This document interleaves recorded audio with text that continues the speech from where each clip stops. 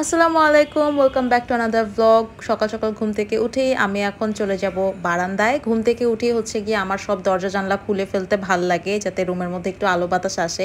অন্ধকার রুমে আমি অনেক বেশি লেজি লেথার্জিক ফিল করি, ঘুম ঘুম পায়। সো রুমে যখন আলো বাতাস ঢুকে তখন আমার বডি অটোমেটিক্যালি অ্যাক্টিভ হয়ে যায়। আগের দিন রাতেরবেলা ড্রেসের লাইভ করেছিলাম আমার পেজ ড্রেস মেসের, অ্যান্ড ড্রেসগুলো আর তখন সর্ট আউট করা হয়নি, অনেক টায়ার্ড হয়ে গিয়েছিলাম রাতেরবেলা। তো এই ড্রেসগুলো এখন ঘুম থেকে উঠে সবার আগে গুছাতে হবে। পুরাই এলোমেলো হয়ে আছে আমার রুমটা। এই ড্রেসগুলো কিন্তু আমার পেজ ড্রেস মেসে পেয়ে যাবে, আর খুবই রিজনেবল প্রাইসের ড্রেসগুলো আছে, তোমরা চেক আউট করতে পারো। কোনোটা ভালো লাগলে আমার পেজে ইনবক্স করতে পারো। রুমটা একটু গুছিয়ে আমি আমার জন্য একটা চিয়া সিড ড্রিঙ্ক বানিয়ে নিলাম, আর এটা এনজয় করব এখন বারান্দায় দাঁড়িয়ে। নর্মালি আমার সকাল সকাল বারান্দায় একটু টাইম স্পেন্ড করতে ভালো লাগে, বাট এখন অনেক গরম, চাইলেও অত থাকতে পারি না। এরপরেই চলে আসলাম ব্রেকফাস্ট করতে। আজকে এই ব্রাউন ব্রেডটা দিয়ে ব্রেকফাস্ট করা হবে, আর ডিম পোচ করব একটা।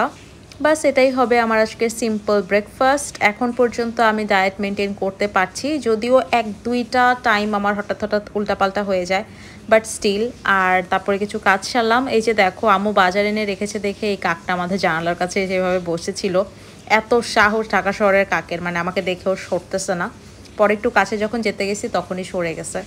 আম্মু সকাল সকাল অনেক বাজার করে নিয়ে আসছে আজকে, গরুর মাংস, মুরগির মাংস, মাছ টাছ সব কিছু একবারে নিয়ে আসছে, এক সপ্তাহটা আর কি। এখানে সব কিছু একসাথে গুছিয়ে ফ্রিজে রেখে দিলে আমারও রান্না করতে ইজি হয়, আর আম্মুরও প্রত্যেকদিন বাজারে যাওয়ার ঝামেলা করতে হয় না। আম্মু এগুলো এখন সব কিছু বাছবে, কেটে কুটে আমাকে রেডি করে দিয়ে দিবে, আর আমি রান্না করব। এই পাতিলগুলো আমার কাছে এসেছিল মাটি ও মৃৎশিল্প পেজ থেকে, আর আজকে আমি মাটির পাতিলে রান্না করব, লাইফে ফার্স্ট টাইম। মাটির চুলায় রান্না করেছি, কিন্তু মাটির পাতিলে কখনো রান্না করা হয়নি। আজকে আমি অনেক এক্সাইটেড এগুলোতে রান্না করার জন্য। সো একটা এরকম ভাজির কড়াই, একটা চায়ের পাতিল, আর একটা তরকারির পাতিল এসেছিল। আমি ফার্স্টে বড় তরকারি পাতিলটাতে গরুর মাংস রান্না করব। তো এখানে তেলের মধ্যে পেঁয়াজ দিয়ে দিলাম, গরম মশলা দিলাম, আর হচ্ছে বাটা মশলা সবগুলো একসাথে নিয়েছি। এখানে আদা বাটা, রসুন বাটা, জিরা বাটা সব কিছুই আমি একটু আন্দাজ করে দিয়ে দিলাম। তারপরে কিছুক্ষণ ভেজে একটু পানি দিয়ে এখানে হলুদ গুঁড়া, মরিচ গুঁড়া আর ধনিয়া গুঁড়া দিব। আমি একদমই কম মশলায় এই মাংস তরকারি রান্না করি, মানে কোনো রকম স্পেশাল মশলা বা গরম মশলা এগুলো দেই না।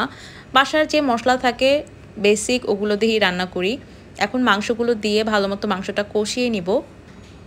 মাটির পাতিলে হচ্ছে একটু স্লো কুক হয়, রান্না করতে একটু টাইম লাগে, কিন্তু রান্নার স্বাদ আমার কাছে মনে হয় অন্যান্য পাতিলের চেয়ে অনেক ভালো লাগে। কারণ এই যে কড়াইটা দেখছো, এটা কালো হয়ে আছে, কারণ এটাতে আমি আগের দিন রান্না করেছিলাম। তো রান্না করতে গিয়ে মশলাটা আমার একটু লেগে গিয়েছিল। আমি তো ফার্স্ট টাইম রান্না করছি, বুঝতে পারিনি যে অ্যাকচুয়ালি কীভাবে রান্না করতে হয়। সো ওই দিন বুঝতে পেরেছি যে অ্যাকচুয়ালি মাটির পাতিলে রান্না মজা হয়। তো এখানে আজকে চিংড়ি মাছ দিয়ে কিছু সবজি রান্না করছি। যারা হচ্ছে সবজি খেতে চায় না বাসার মধ্যে, বা সবজি অত একটা খাওয়া হয় না, তারা কিন্তু এভাবে চিংড়ি মাছ দিয়ে রান্না করতে পারো, তাহলে ওই সবজিটা খাওয়া হয়। আর চিংড়ি মাছ দিয়ে রান্না করাতে মনে হয় না যে সবজি খাচ্ছি, অনেক মজা লাগে।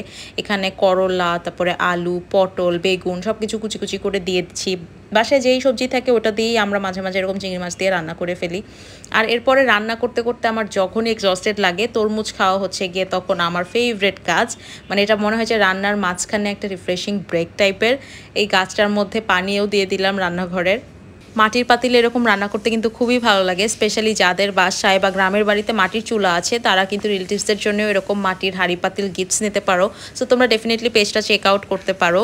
আমার বাসায় একটা মাটির প্লেট ছিল, যেটা আমি আমার গায়ে হলুদে ইউজ করেছিলাম, আর একটা ছোট মাটির বোলও ছিল। তাই আমি ভাবলাম যে আজকে লাঞ্চও আমি মাটির প্লেটেই করি। এরপর একটু ডেজার্ট এনজয় করতে করতে মুভি দেখবো। That was it for today's blog. Goodbye and take care.